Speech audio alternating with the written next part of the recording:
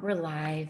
Yeah, So great. we're live. Hi, guys. So it has been an interesting morning. As you can tell, Rocio and I are going live on my personal page because Satan is hard at work today. And let me tell you, he has been blocking every amazing conversation that I've tried to go live with Facebook this morning. And I'll tell you why, because the light that we're offering, the hope that we're offering, the possibilities that we're offering, the love that we're shedding, it's too much for him.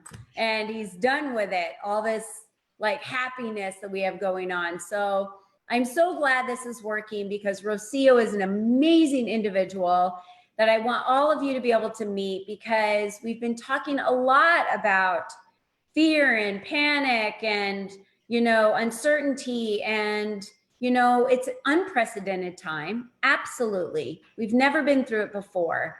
There are possibilities out there. There's freedom. Even though we're locked in, we still have the freedom to choose how we live our daily lives. And Rocio, I was talking with Jordan this morning, Jordan Alice, and she reminded me that this is not a time that we need to work our butts off. It's not a time where from the time we wake up to the time we go to bed, we just have to create, work.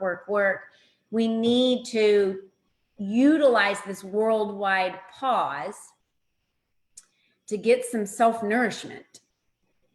Yes. Tell me what's going on in your life. What's going on in my life? Where do I start? Number one, I'm very excited to be here with you and having the opportunity to share my life, share what the ideas that I have, the solutions that I have found for my business. I am a real estate investor. I have a very, thank God, diversified portfolio. I flip houses in Indianapolis. Right now, I'm only focused on that territory. I've done it in Las Vegas, in Arizona as well. I have rental properties. I have been in real estate investing since 2012. And I also have short-term rentals, which are known as Airbnbs, right? Mm-hmm. So the side of my business that was first affected, as you can imagine, was the short-term rentals, right? When Vegas was in a total shutdown, nobody traveling, nobody coming in and out for distraction, entertainment. So I panic, like I'm sure a lot of us have, right? However, I made a choice of not letting that panic to stay for more than an hour. And of course, it's easy to say and difficult to do it. How I accomplished that, I called my mother, right? She's a strong-willed woman like me. And I said, this is happening. We're getting cancellations left and right today. It was after the announcement of President Trump. So the next day is when we started seeing the cancellations coming in, right? And she says, don't worry. There is nothing to worry about. There are other businesses that are being impacted at a higher level. Just to stay calm and let's find a solution for it. And God is with us. We're faithful women. We know that one way or another, God will never forsake us. And I did. So I let the panic go. And after that hour, Let's focus on that. I think what you just said is very important because I've had a very frustrating morning as well. So let's really focus on what you just said so that the listeners can understand in this moment, when things are not working the way we expect them to, when business isn't coming in the way they expect them to, like your rentals were canceling, people were canceling. What were the steps that you took in understanding that we can't control outside forces of things that are happening? So you just got to let it go, right? That's the first step. We can control the atmosphere, the environment. However, we have full control of the way we're going to react to it, the perspective that we're going to have, and the choices that we're going to make from now on, right? We have full control of that. Right. And we have to give ourselves permission to panic, permission to feel fear, because we're human beings and we have to go through these emotions to allow this panic, this fear to push us and motivate us to get to the next level, right? I love that, right. So in your case this morning, you let frustration, okay, sit there maybe for an hour or so, maybe all morning, but you didn't let it stay there and just hinder everything that you were doing. You kept on going, you found solutions, you attempted to call customer service, you attempted several other ways of solving it. And in the process, you're gonna find better ways to do things, right? Now we're on your personal page. I'm excited about that. Yes, a lot of friends on this page. So welcome everybody who's listening to us right now. I want you to stay listening to us because Rocio is sharing with us, you know, she's in real estate, so investing. And so she's pivoted very quickly with some of her properties, and she's giving us regular day-to-day steps when we're struggling with things that are coming at us that we don't understand how we can quickly pivot. So go ahead, Rocio. Thank you for sharing. Wait, so I don't let those bad emotions to stay in my heart for more than an hour or so, as fast as I can get rid of it, as quick as I can get rid of it, I will do it. So I started becoming creative. That's the number one advice that I have for everyone, right? Flexibility and creativity, two important ingredients in today's market crisis. And I decided to reach out to a couple of agencies for traveling workers to Las Vegas. And I also, besides that, because think about this, I'm not the only short-term rental Airbnb in Las Vegas. There are so many. So I'm sure they're reaching out to these agencies as well, right? So I created new listings for my properties for longer term rentals, right?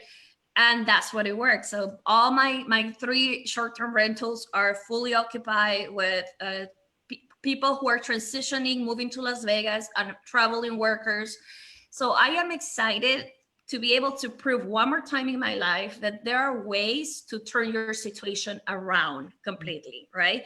Just by having the right attitude, allowing creativity come into your life, thinking of possibilities, and having the right mindset at all times, not letting fear. Persevere, don't give up, right? You just have to keep going. But I love what you said, because I think it's very important that we remember the emotions are going to come, which is the frustration and the the anger and the confusion or whatever it is. So let's feel the feelings, and then let's dismiss the feelings. So we acknowledge them. That gives us the permission to get rid of them. Once we get rid of them, we allow space. Now we've allowed space for creativity and flexibility to be able to come into our minds and into our bodies, for us to be able to be creative, flex in a situation.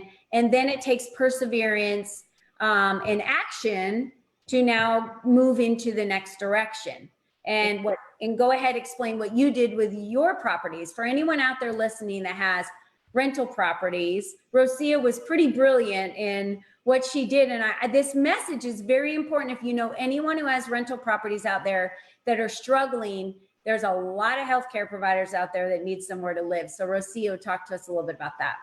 So that's what I did. I reached out to the agencies. I created the listings. So now I have traveling workers staying at my places, right? And I discovered something, Colleen, that I actually like those type of rentals more than the shorter ones, because it's your property. You don't have people coming in and out all the time, right? You're dealing with one person for a month or for a couple of weeks. So in the process of finding ways to find solutions or profitability in your business, you discover that there are other things that you like more than you were doing before, right? Maybe this will be what you do moving forward. And maybe you're going to say, I would rather have long-term rental leases for a month with these properties than have people coming in and out every weekend or weekday. Right.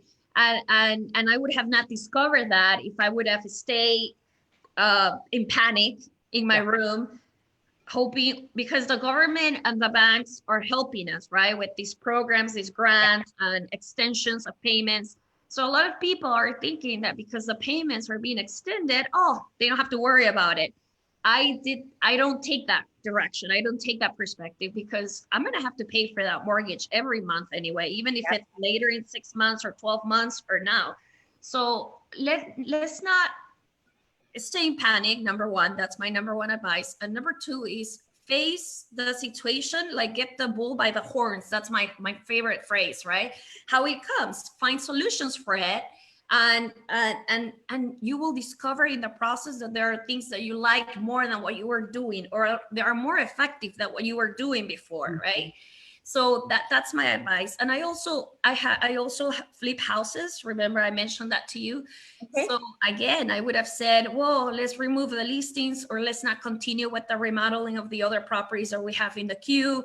No, my contractors have found ways to have a number of workers at a time, and we're still finishing. We have another project being completed next week. They're taking the proper precautions. We have received offers for our listings, our active listings. So people still need a home, remember. So we're still finding ways. Maybe we have to be more flexible on the terms of the offer. Maybe, yes, but it is okay because we're still in a good position to make decisions. And for the other rental properties too, right? For those who own, our landlords who own rental properties, this crisis has allowed me to get to know my tenants at a deeper level, build stronger relationships with them, show my human side, my humanitarian side, show how much I care, and they're all working with me. Some of them have lost their jobs, and I'm allowing them to be on payment plans. Some of them are still paying their rent on time. So it's a case by case scenario, right? But the same kindness and care that I'm extending to them, I know that the universe, God, or whoever you believe is going to extend it to me. It's going to come back to me. So I'm fine. I'm making those payments, those mortgage payments. Maybe I'm gonna have to use some of the extensions for some of those rental properties. The point here is that we remain on gratitude. Every day we have a choice when we wake up to have a bad attitude or a grateful attitude or a miserable attitude, etc. But your choice is to live on gratitude. And when you stay on gratitude, you just see opportunities coming up your way nonstop and better things happening, right? My church has a pantry in Las Vegas, and I've been able to deliver food from that church pantry to some of the tenants who have lost their jobs. So that to me, that doesn't have a price that I could talk on, that I could say, right? Because it's the relationships that I'm building with them. And I know that they're going to take care of that home more because they're not dealing with a landlord now. They're dealing with a human, a friend who understands them and is helping them in the most difficult situation, right? I think that is one of the most important pieces to bring up here, which is authentic connections with people. I can't say it enough that we need to ensure that during this time, and I believe that's what's been missing for a long time. You know, I built Lead Up for Women because I'm about authentic, purposeful connecting. I'm about women connecting with each other in person, online, however we connect, but having authentic conversations and authentic relationships. People do business with people they like and people that they trust. And so it's not about just sending an email or a newsletter. It's really about connecting with people. And so I'm so happy that you said that, because you're no longer a landlord to them. You're a person that cares. You're a person that gave them space and grace to be able to still survive, and you're bringing them food. You know, you're just such a wonderful example of a light leader and holding that lamp for so many of them right now that are in the dark, and giving hope to other people out there right now that do have rental properties and they're not really sure what to do with them. She made a great observation in the beginning of this video, for those of you that are joining us, because we have so many joining us, was that find agencies out there that can help you find traveling healthcare providers, or those that travel for their jobs that are still needing to do this, that need a place to stay. And maybe it will transform your model a little bit, on how you lease or rent your space. It's just this is a way to create something new, you know, create a mountain out of an earthquake, you know. Yes, yes. And I spoke to that's for short-term rentals, right? For those who are panicking because obviously we don't have tourists coming in. And I spoke to a friend this morning who does commercial real estate, and he let me know that he's getting into importing masks into the US. He's bringing a container, and I go, how did you get into that? Well, he found a need, and he found a way, right? He had a contact, and he's bringing now those masks. So it's a matter of choosing every day, Right. to be creative and care for the others, right? For those who are real estate agents, who are in sales, who are commission based, right? This is the time to build your client portfolio by showing you what people needs the most. Yeah. Your care. They don't care how much you know. They want to know how much you care, right? This is the time where they would appreciate a phone call for you, asking them what they need, offering them your help, etc. This is the time for us to start, because people say, well, how am I going to make money? You would be making money by building those relationships right now. You will just be reaping later what you have been sowing, right? That's what it is. This is the time Setting the of foundation. sowing. Yeah, absolutely. A few months or years from now. So great advice again. If you have not reached out to people in your portfolio that you know, people and clients you've worked with in the past, or maybe started working with you and then fell off, start reaching out to all your contacts that you have. Just check in on them, see if they're okay, see if there's anything that they need, see if there's anything that you can offer for them and any help that you can provide them. Maybe they might tell you that they're struggling in another area and you can get them a connection of somebody you know that can help them in that area. Maybe it's something that you can't help them with at that moment, but I promise you, they will remember you, because when there's kindness and, you know, you're sharing, you're caring. And Yeah. so I love what you're offering. And we just need to remember, you know, life is about connections. It's about who you connect with. It's about how deep your connections and relationships are. It's about your relationships that you have with faith or God or your families. And I love the absence of things that just don't matter, that keep us busy, that have all been taken away, that really give the purity of life right now of what matters. And so think about that when you're approaching your business and things have slowed down, or it may not be moving the way you anticipated it. You have an entire, like, probably book of people that you know that you've worked with in the past, or that you've attempted to work with in the past. Just reach out and see if there's anything you can do for them. Be kind, right? Yeah. Be kind. They might need information that, you know, right? Like me, the food pantry for my tenants, right? And they're just waiting, praying for that information that you have. So it's the time to give, Colleen. Yeah. It's the time for us to be transformed, for us to become better human beings. And the world is already experiencing that. Yeah. When everything started unfolding, we were panicking, stocking up our pantries, buying as much as we could. And we saw that didn't work. Like selfishness didn't work. This is lasting longer than what we have anticipated. But we're realizing that it's human kindness what it brings the light, right, in the darkness. Yes. It says, Rocio, thank you for bringing that message to us today. Thank you for reminding us today that we need to spread kindness and give each other as much advice as you can. Because like you said, you might know something that someone else didn't know. And if they call and they're looking for advice, you can help them with that. And, you know, again, it's about lifting each other without judgment, caring about each other, truly having authentic relationships, and connecting. And now we have the time to do it. We have the time. So, thank you, Rocio. Thank you for joining us today. Hey, you guys, all of her information is going to be in the comment sections below. She's going to put some additional information out there for you guys in case any of you need any additional resources to reach out. So thanks for joining us today. My pleasure. Thank you. Bye. Bye.